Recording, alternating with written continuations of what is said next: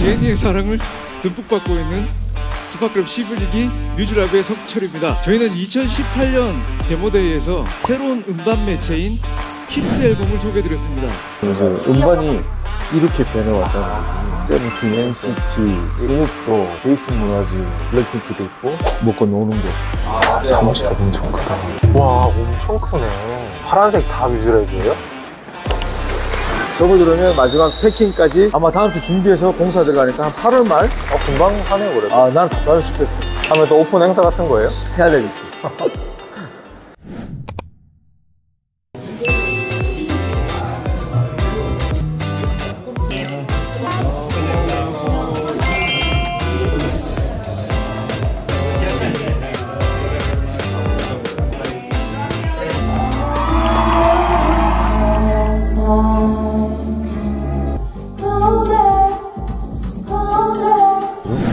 이 2층에서도 하고 있어요? 2층에 이제 아티스트 팀들 대기. 밑에는 이제 곧 5분에 팬 사인회 한대. 아, 그래서 지금 다 못 들어가게. 안 열려 있고 안에 다 넣어놨구나. 오늘은 그래서 매장에 있는 모든 앨범이 오늘 팬 사인회 하시는 분의 앨범으로 도배가 되어 있는 상태입니다. 내가 관심을 많이 가지면 가질수록 힘들어져, 직원들이.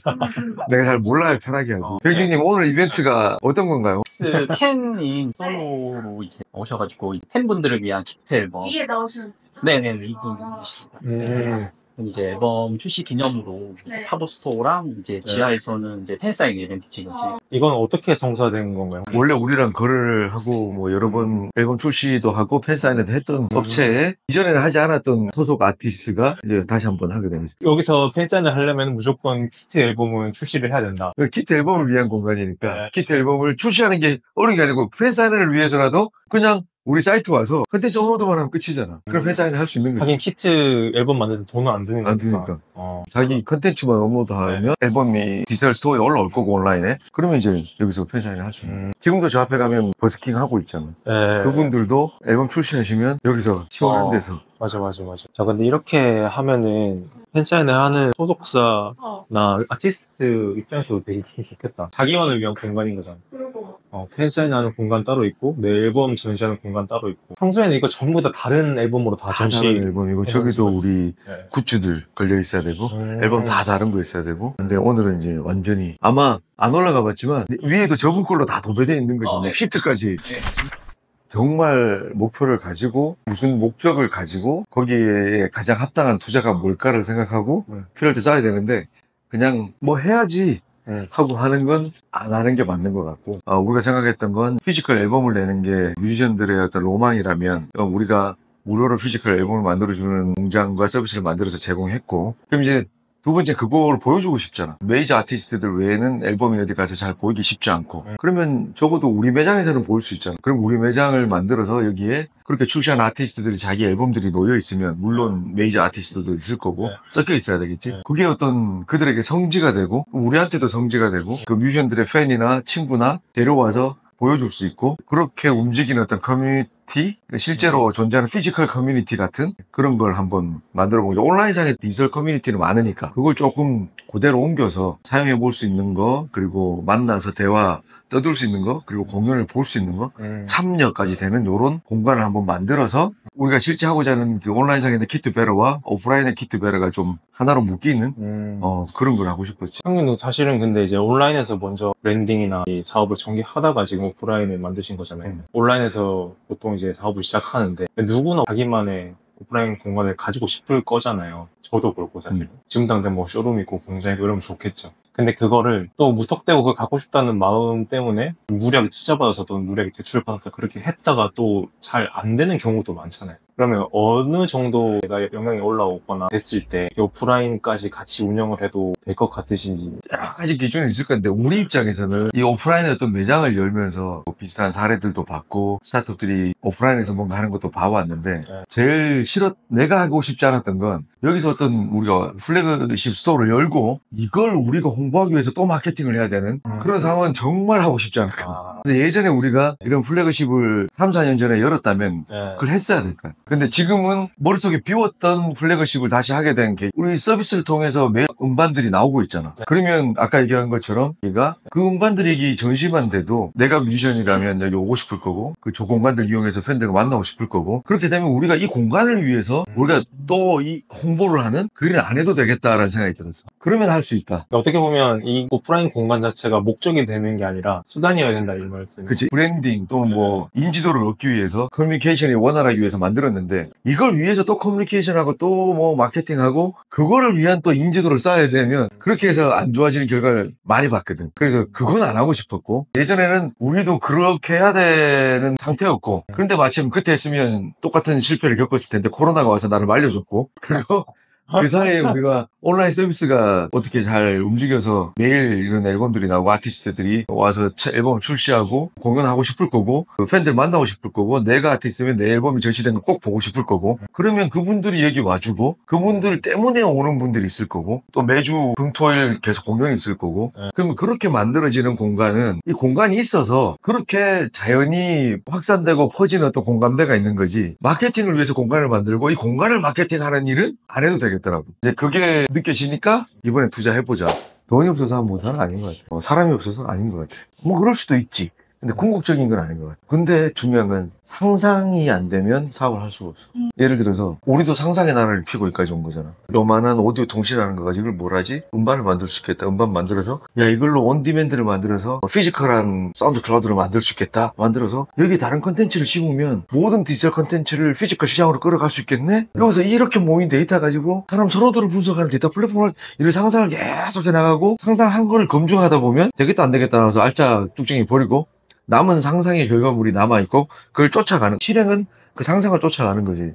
근데 결국에는 상상이 안 되면 그냥 앨범 공급하고 끝났거나 모든 사업이 그런 것 같아. 돈은 어떻게 우리가 잘 가고 있으면 돈도 있어 투자가 되겠지. 왜냐면 투자를 하려고 있는 기업들이니까 잘하고 있으면 투자를 하겠지. 사람은 모을 수 있겠지. 돈이 있고 재밌는 건이 있으면. 근데 어느 순간에 그 다음에 상상이 안 되면 잘 못 가는 것 같아. 그 애나 만들기 봤어? 그거 싫어하잖아. 미국에서 재판 받고 있잖아. 거기도 그게 나와. 그 친구가 정말 말도 안 되는데 그 많은 유력한 파이낸셜 가이, 마당발 아줌마들 그런 분들이 다 모여서 어느 한 명 한 명이 얘를 인정하면 얘가 거기서 되게 정말 진짜인 존재가 돼서 많은 걸 사보지 사실은 그런 걸 해. 근데 내가 그 드라마를 보면서 느낀 건 얘가 상상을 해나가기 때문에 사람들이 거길 따라간다고 느껴졌어. 돈 10원도 없는데 뉴욕 한가운데 있는 멋진 건물 나 여기서 이런 공간을 만들 거야. 그리고 그걸 하기 위해서 정말 돌아다니. 거기 사람들이 그런 꿈을 보고 같이 가서 그 공간에서 같이 꿈을 꾸고 와 멋지겠네 하면서 동화돼서 난 여기서 뭘 할게 난 뭐 알아볼게 이렇게 끌어가는 걸 봤거든. 보면서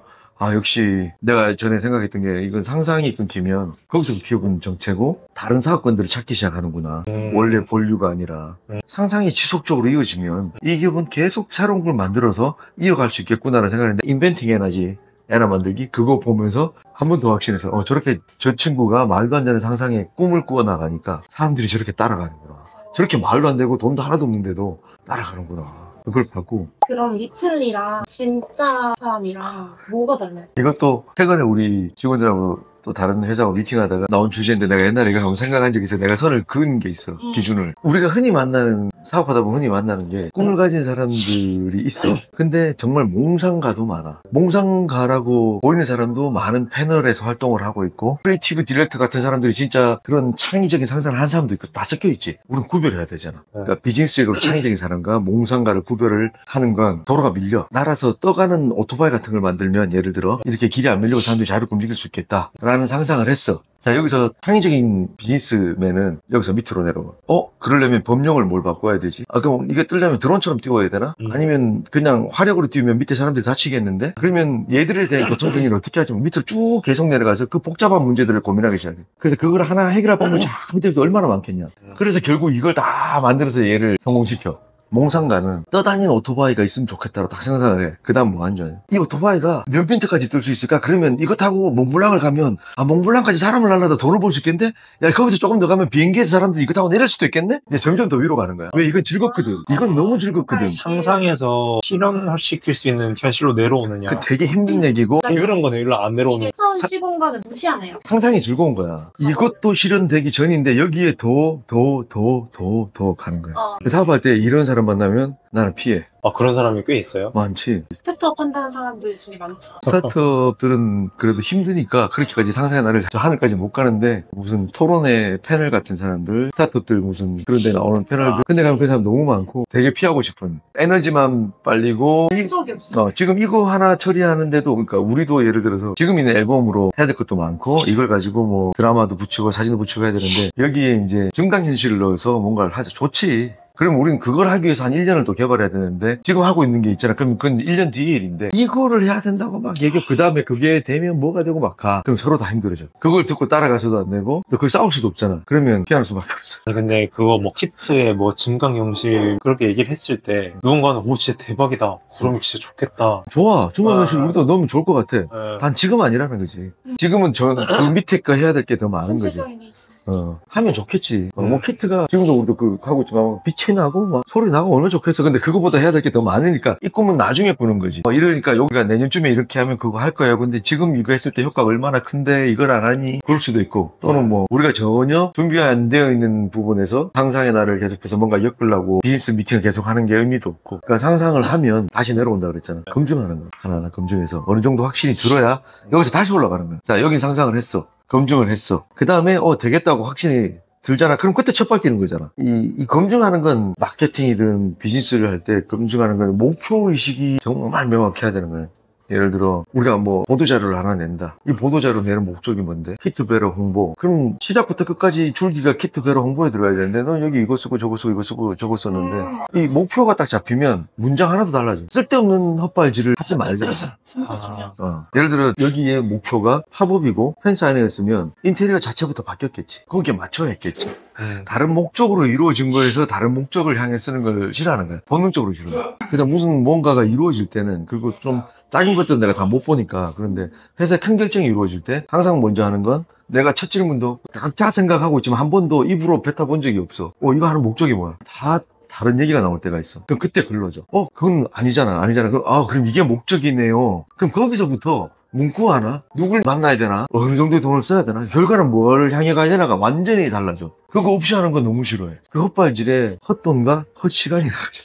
근데 또 누군가는 이렇게 반박할 수 있지 않을까요? 어떻게 알아? 뭐 이렇게 했는데 이걸로 뭐 대박 터질 수도 있는 거고 그거는 모르는 거잖아. 그렇지. 이렇게 그럴 수 말해요. 있지. 예. 단 목적에 맞춰 가다가 다른 게 걸릴 수는 있어. 근데 목적도 명확하게 안 한 상태에서 이것저것 하다가 걸릴 확률을 기다리는 건 사업적으로는 하면 안 좋은 것 같아. 사업적으로는. 목적을 향해 가다가도 엉뚱하게 걸려. 하지만 목적을 향해 가고 있었기 때문에. 차라리 예술 쪽에서는 그래도 될 것 같은. 그렇지. 예술은 사실은 기준이 없잖아. 네. 정말 명곡을 만들어도 맞아요. 아무도 안 들을 수도 있고 정말 옛날에 그렇게 불러도 전 세계 히트하잖아. 모르는 게 예술이기 때문에 예술은 그렇다 치고 사업적으로 봤을 때는 얻어 걸리는 것도 정확한 목적을 향해서 그러니까 목적이 정확하게 나오면 거기에 맞는 실행해야 할 뭐 태스크가 나올 거고 타이밍이 나올 거고 거기서 부가적으로 더 할 거냐 말 거냐 막 하고 이걸 결론 내고 이제 그걸 따라가잖아. 이제 모든 걸 섰어. 네. 이제 시작해서 따라가는 도중에도 이상하게 걸리잖아. 그러면 사업을 할 때 목적을 세우는 최소 단위 같은 게 있어요? 뭐 예를 들자면 사업의 큰 방향성의 목적만 세워주고 나머지는 뭐 그걸 따라간다 아니면은 나는 회사의 큰 결정사항에서만 그렇게 되겠지만 우리 이사들은 그 밑에 단계에 대해서 똑같이 그렇게 해야 되겠지. 그럼 그 밑에 있는 팀장들은 그 밑에 단계에서 똑같이 해야 되겠지.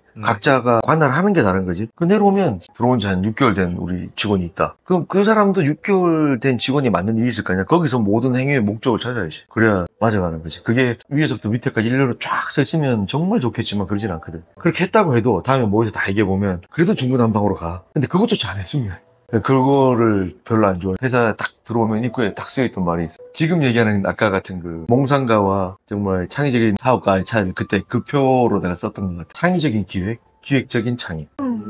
창의적인 기획을 해야 되는 건 누구나 아는데 그 창의도 기획에서 나와야 되는 거야. 몽상을 하지 말라는 의미. 너네도 어떤 셔츠를 만든다 뭘 만든다 할 때 정확한 그 이걸 가지고 해야 될 게 셔츠를 많이 팔자. 그러면 싸게 만들어서 동대문에 팔면 많이 팔잖아. 그럼 그 목적은 아닌 거야. 너네가 하는 거. 이런 식으로 해서 너네 목적이 맞나 안 맞나를 검증하고 찾아야 돼. 그러면 깃하나 색깔 하나 우리가 보는 고객 하나 맞아요. 원단 하나 거기 목적이 다 맞춰져야 돼. 맞아요. 그 다음에 이제 마케팅 할 때 이 마케팅의 목적은 하고 또 생각해야 되는 거야. 그럼 브랜드를 알리는 걸까? 아니면 정말 상품, 품질을 알리는 걸까? 아니면 이렇게 많은 사람들이 입고 있어를 알려야 되나? 이런 것들을 해서 거기에 맞춰서 또 나가는 거야. 그럼 문구가 또 바뀌어요. 그러면 많은 헛발질이 사라져. 되게 효율적으로 가. 쫀쫀하게.